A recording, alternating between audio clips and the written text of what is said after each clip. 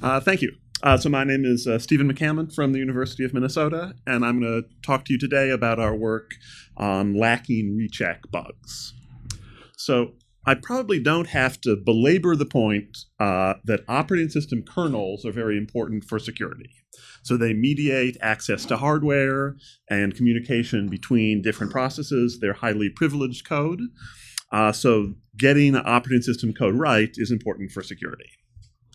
A lot of what operating systems do that's relevant to security has to do with checking. So the operating system is about to do some privileged or dangerous operation, and it checks the parameters of that operation to make sure that what it's going to do is safe and allowed. So here's a pretty simple example, bounds checking. So suppose there's an index into some data structure. Only certain values of the index are allowed. If something is out of range, we're going to stop and raise an error. If it is in range, then we'll go ahead and do an operation. So there's code like this all across operating system kernels. And in fact, scale is a big part of the problem here. Like the Linux kernel has over 25 million lines of code, 62,000 modules, averages 8 patches applied every hour. And using a methodology I'll detail more later, we count about 130,000 security checks across that code base. So just like looking at them all one by one is not feasible. So we want to identify classes of problems related to security checks and automate detecting. So there are some kinds of problems that have been looked at before and that maybe come to mind first, like just not having a security check at all when you should. We'd call that a missing check problem. You can also have checks that are the wrong check for a situation. In this research concentrates on a particular kind of improper checking that we call lacking rechecks. And so that's what I want to explain in more detail next. So let's expand a little bit on the example I had before. So we still have a check that we do at the top, and later there's a use of that critical value. Of course, there's lots of other code that I might have left out. So maybe let's think about if there's a code path in between that might modify that variable. So this is dangerous because we had the check at the beginning that was supposed to tell us which values of this variable would be okay from a safety or security standpoint. And then if you change the variable, maybe it doesn't satisfy those properties anymore. And in fact, the security property that we're hoping for could be violated. So this is the essence of what we call a lacking recheck problem. A variable is first checked, but then after it's checked, it's modified. And then after the modification, it's used without being checked again.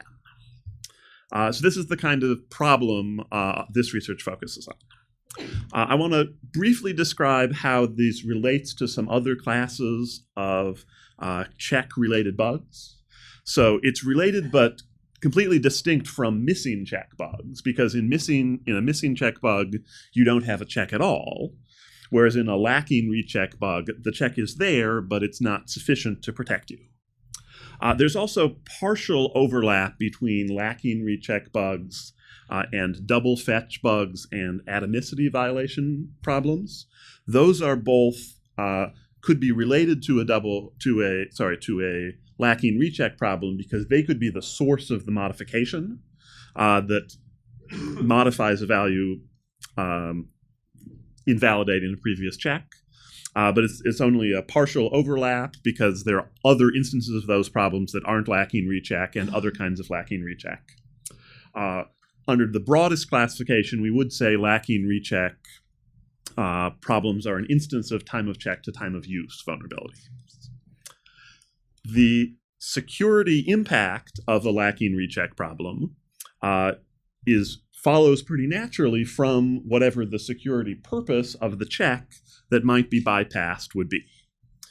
So if you were checking to try to prevent an out-of-bounds memory access, then a lacking recheck problem could lead to an out-of-bounds memory access. lacking rechecks of permission checks leads to permission bypass. Lacking rechecks of pointer checks can lead to null pointer dereferences. And many different lacking rechecks could lead to denials of service. So there's a lot of checks and security issues. Another axis of generality to think about lacking recheck vulnerabilities is where how the modification occurs. So at the bottom of the slide shows the general flowchart. You have a security check, and then you have a modification before the use, but without a recheck. And so this problem arises typically because the programmers weren't anticipating the modification in one way or another. So one way it could happen is that the modification could happen in user space when data is that happens at the same time the data is read. So that we call that a user race for short. A second class of problems is if data is shared between different operations or threads within the kernel. So there could be a concurrent modification that leads to what we call a kernel race. But also you can have a lacking recheck problem without either of those classes of problems. It can just be a logic error or a semantic error, something a programmer missed even just in sequential code.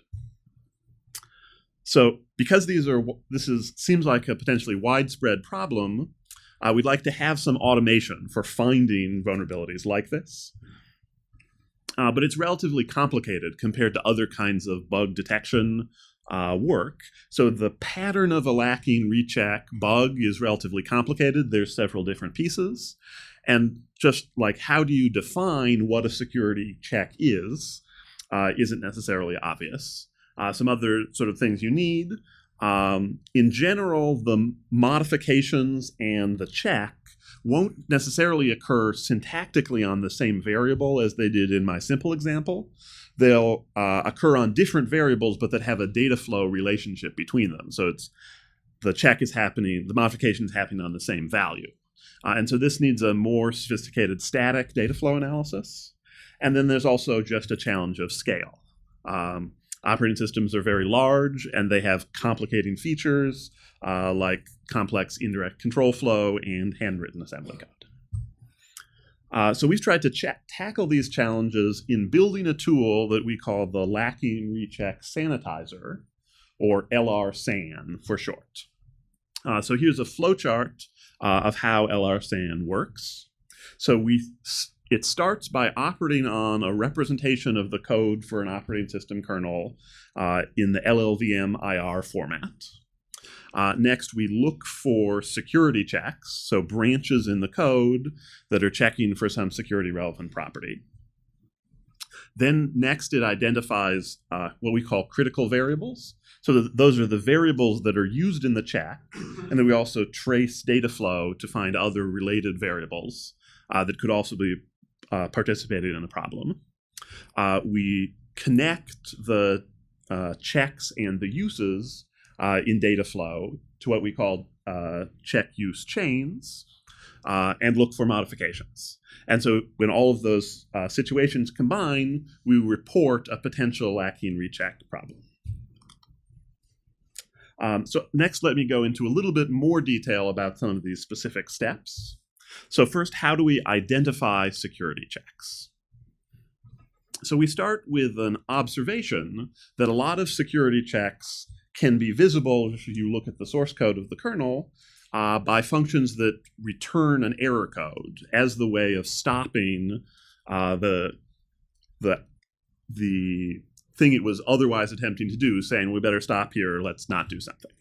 And so, for instance, in Linux, the errors are often identified by a class of constant values that start with E that are the error codes. And so we're interested in the branches because the branches tell us what the critical data is.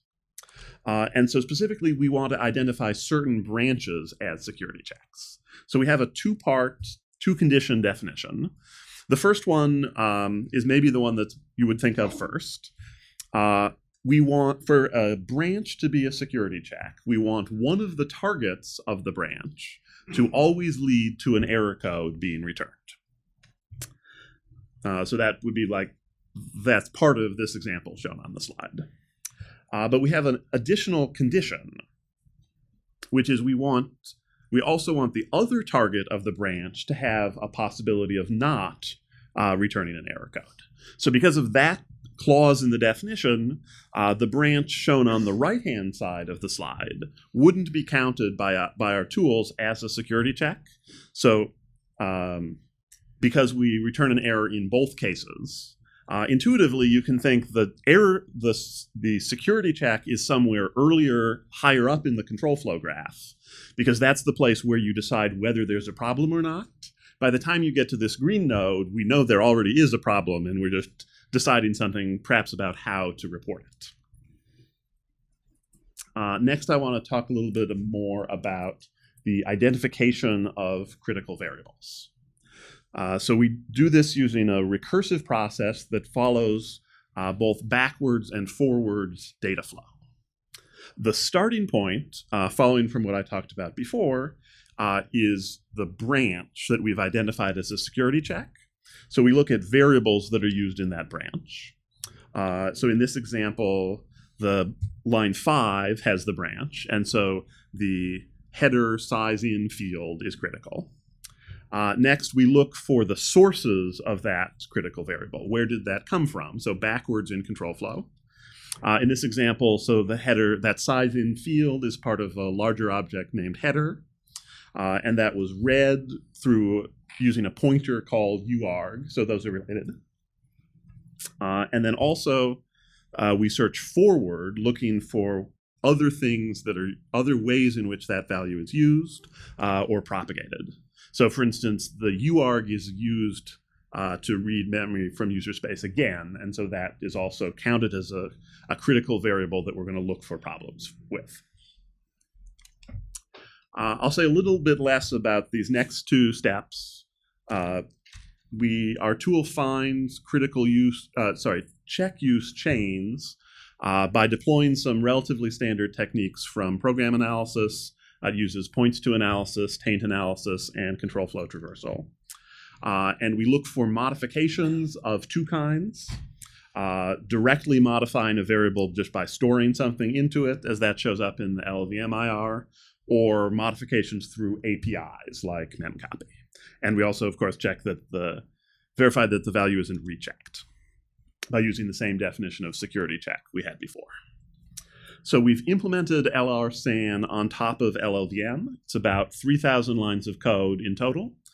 Two separate LLVM passes, a first one which constructs a call graph over the whole kernel, taking into account indirect control flows, and then the more detailed analysis, which does points to analysis, constructs an error code augmented CFG, which is a data structure that it makes it convenient to find security checks, and then has techniques for the reporting the bugs in a readable way, some other optimizations.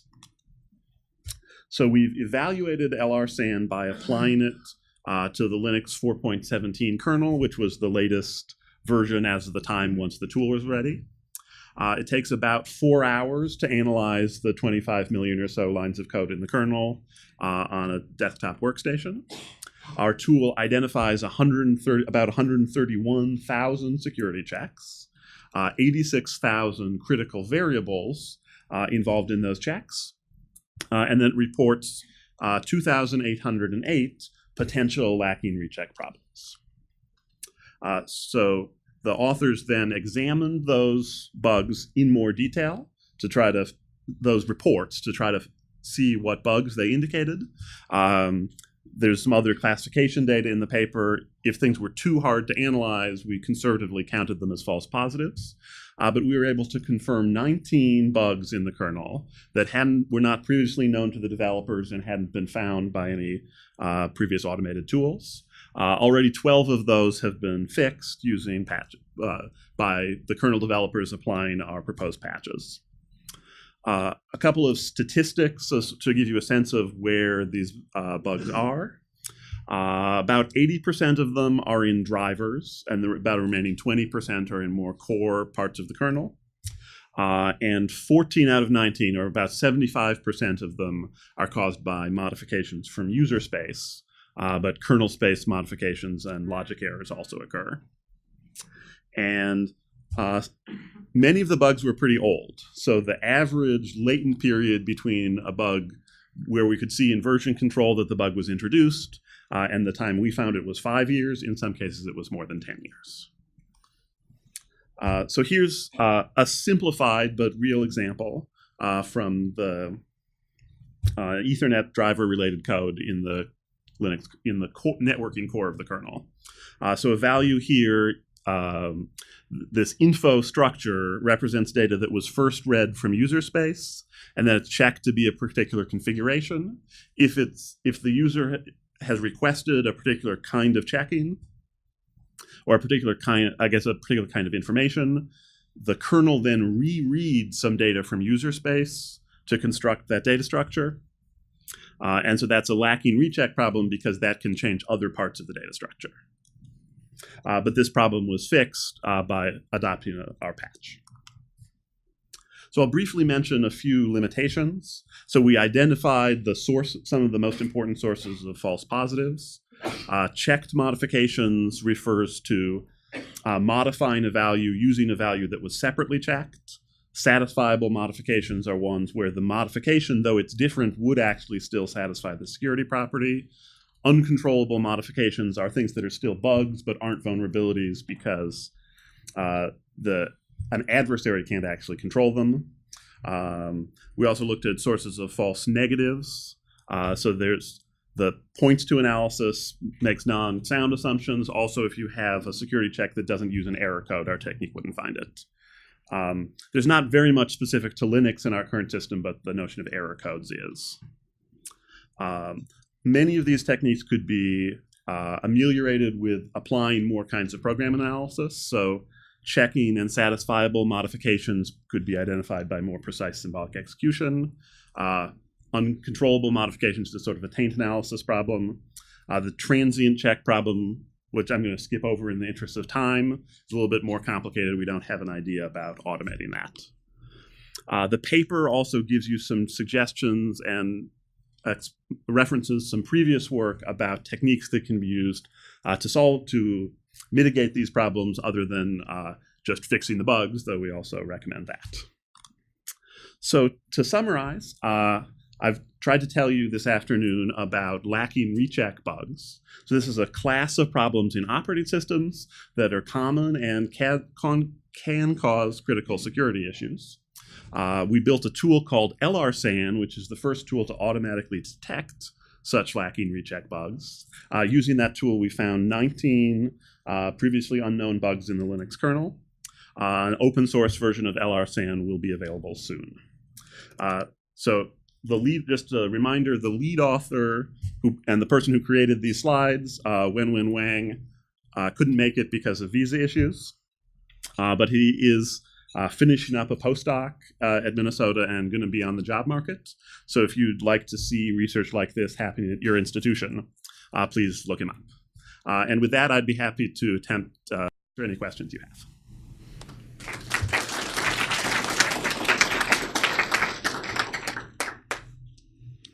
Hi, Jeju, University of Rochester. So when you use LRVM to analyze the kernel, how do you construct the call graph? So LRVM's call graph constructor is very conservative. So how do you construct it? So there's more detail about this in the paper. I think we don't just use LLVM technology. Mm-hmm. We've borrowed some things also from KINT, which is a previous kernel static analysis system. So I agree that's sort of complicated, and that's the single most time-consuming part of our analysis. I don't think I can explain any more technical details. Okay. And do you think, is it possible, because of the conservative call graph, you have some negative, false negatives? Could false negatives in the call graph lead to? That's definitely at least possible in theory. I think probably, it sort of depends in what cases the indirect control flow is at the same place where there's also data flow. I would guess it's not the most important source of false negatives, but it could definitely happen. Okay, thank you. Hi, it's Hong from Georgia Tech. So I just have the question, between the first check and the second use, do you need to consider whether potential attackers like the user space have the ability to corrupt this critical variable. If you consider that, then what's the difference between this work and the previous double fetch problem? And if you do not consider this, then is it still a security issue? The attackers do not have the way to corrupt the data at all. Yeah. So there's sort of partial overlap between this class of problems and the double fetch kinds of problems. So what I talked about is user space modifications. That's a subset of the problems we found, but that's sort of the area of overlap. And this is sort of a generalization because the modification can also happen from other places. But so the analysis here focused on this check modification pattern. So that's why there's a partial overlap. So you're saying there are other sources of corruption other than user space? Yeah, so the other two that we observed were concurrency in the kernel. So other kernel mode code making changes, and just logic errors in a single piece of code, like just a control flow path that maybe the developers weren't expecting. We also imagine things like integer overflows or other sorts of semantic errors could lead to that problem. Okay, thank you.